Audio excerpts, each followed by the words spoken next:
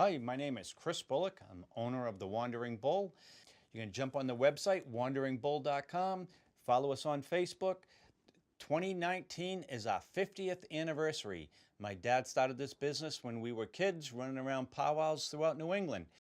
We're here today to talk about Quillwork.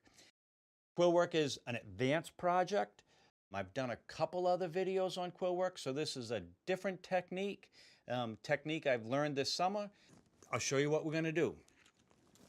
This quill sheath is made out of walnut dyed brain tan leather, and the quill work here is done on these split ash slats. So there's two of them. You do the quill work on the slats, apply it to the sheath, stitch it right down the side. That's difficult, but basically end result, you'll have that. I have a quilled knife sheath with quill works wrapped around the handle, and you can see the knots running up the side. And the neck strap is early trade bead wampum that we're basically importing, and this strap was done on the Mighty Mini Loom. So you can refer to that video. We've showed you bead construction or bead techniques using that video. So hopefully that is helpful to you as well. So let's get started. I have a couple of stages that I've set. I've obviously already cut my two slats out of split ash, and I'm going to apply some paper clips just to hold it together.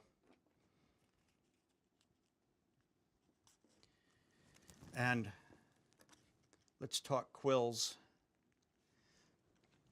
So I have pre-sorted quills. So here's some extra large red ones. And I have soaked some. I wanted them nice and soft.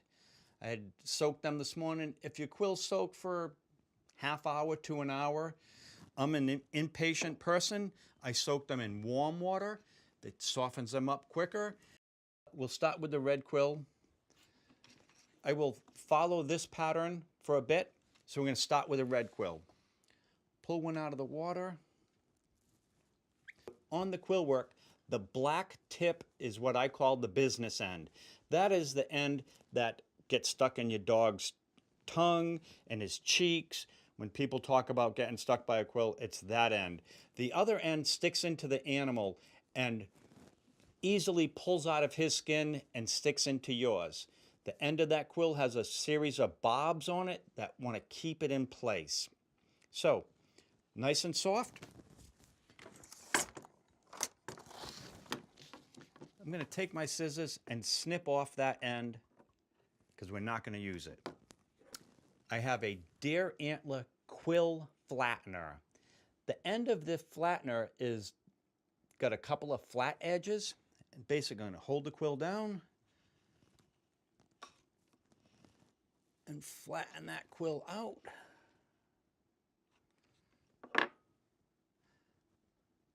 So that is the quill I'm going to apply across the top. So I've got a piece of imitation sinew, single ply, with a 10-0 beading needle. You could use any needle. Basically, you could use any thread. I'm going to tie a small knot in the end. And since I don't have leather to go through, the knot is just kind of designed so I don't pull this knot through my first quill that I'm applying.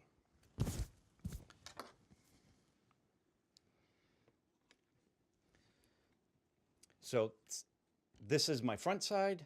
I'm going to take my quill, hold it in place.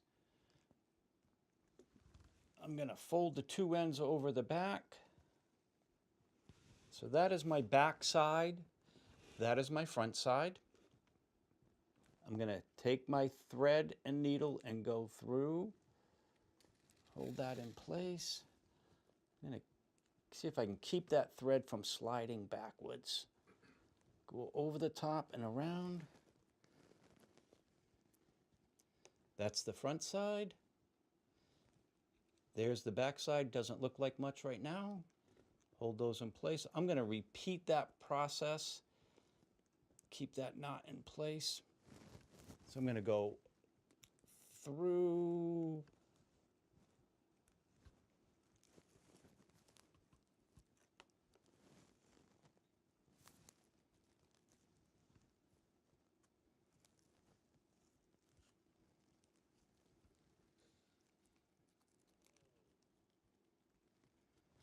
I'm going to pull the ends of the quills.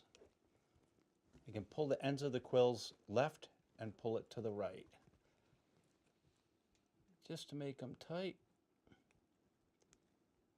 So I have that in place and I'm happy with that. I'm going to put a little clip on it just to hold it for the time being. I'm going to take out another quill. Snip off the business end. Flatten.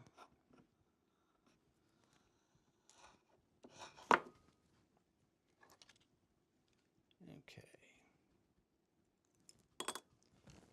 Put my quill around the front. Fold it over the back.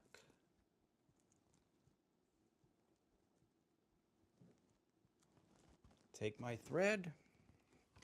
So now my thread is at the top. I'm going to put my needle in between the slats at the bottom. Pull that guy tight. Now stick it through the front side in between those two. I'm going to pull it. Slide that guy up.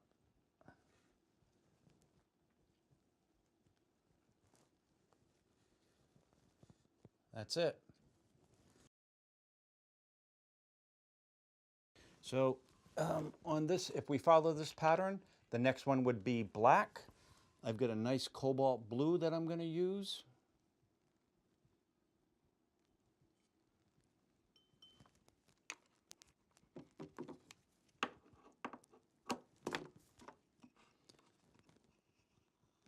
I'm going to take my quill, fold it over the front, fold it around the back.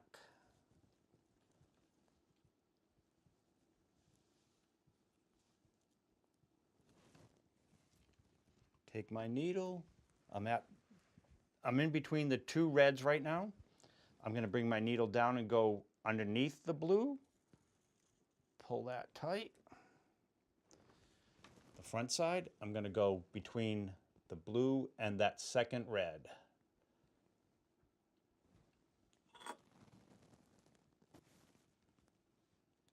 And pull that guy tight.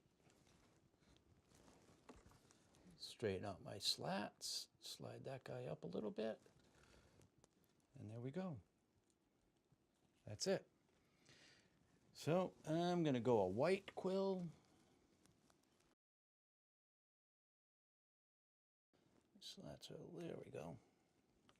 So that's basically the technique. Wrapping 2 pieces of ash, stitching up the back. The front side just shows where I'm catching those.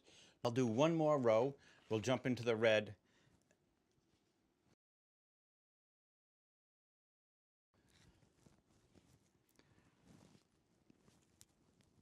I'm going to slide the quills so I have that complete right there.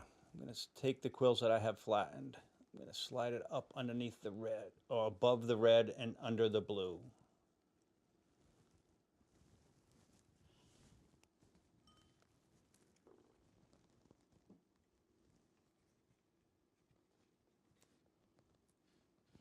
Okay, so I have applied these first 2 white quills going in the opposite direction. And they will be the first quills in that star pattern. So now my next quill is going to be the red. I'm going to snip off the business end, flatten,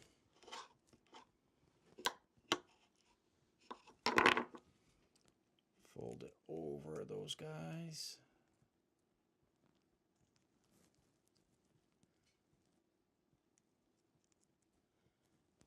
and continue the stitch as normal.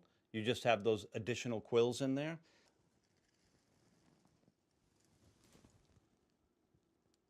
And up.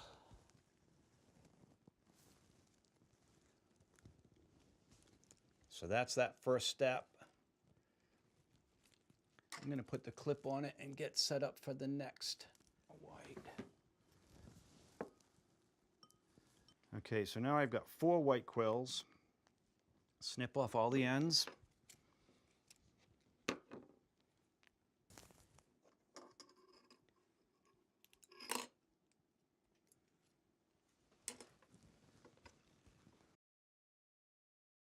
one's up.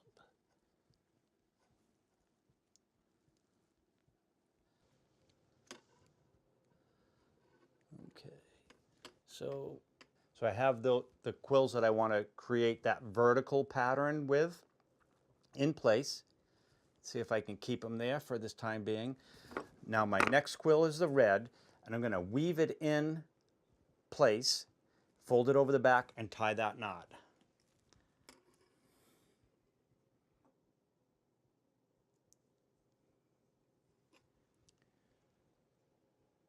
I've got my quill woven in. I'm going to slide it up, I hope.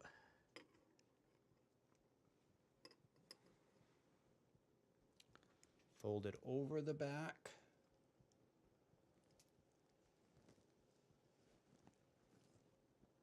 Do my stitch as normal.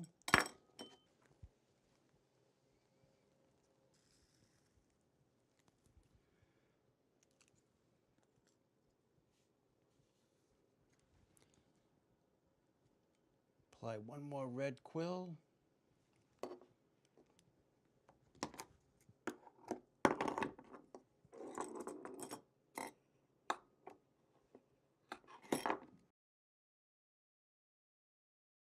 Here are those quills in place that are vertically laid in place and held by the other quills, similar to this one. And I'll put one more quill in, and it is an easy technique as far as stitching, but when you slide those quills up, it takes a little bit of time. Maybe the thing to do is wrap them so that they don't move as much. So that's where the difficult process is. I'm going to apply one more quill, red, and it will hold all that in place. So there you have it. And basically you would just continue down to the end. And that's the basic technique as far as quilling on the 2 pieces of split ash splints. The Eastern Woodlands 1750s style of knife sheath was used. This quill technique was used at that time period, right up to today. So it's an old technique, and certainly the more skilled you are, the more intricate pattern you can add within that vertical quill. They're a little messy at this point, but over time you flatten them out, working with your quill flattener, get them nice and neat, sneak them up into place. At this point, I'd let this sit. As it cools, as those quills harden, they'll stay in place. They'll actually lock in place with that technique that we use going up the center between the 2. I'm going to put the clip on it, hold it all in place. And I still have some pieces hanging over the back. I'd snip those off.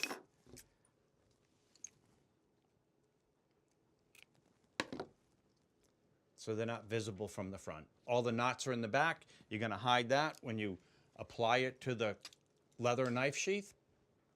And here is a pile of assorted quills. So if you buy quills from us and you buy assorted, this is roughly an ounce of quills. You'd take a fair amount of quills to complete a knife sheath, but this is assorted. We have white, yellow, blue, purple, black, red, green in the assorted. You can also buy them separated, so you'd buy just an ounce of red or an ounce of blue. Once again, thanks for watching. Quill work on a knife sheath, 1750 style. Good luck quilling. Thank you.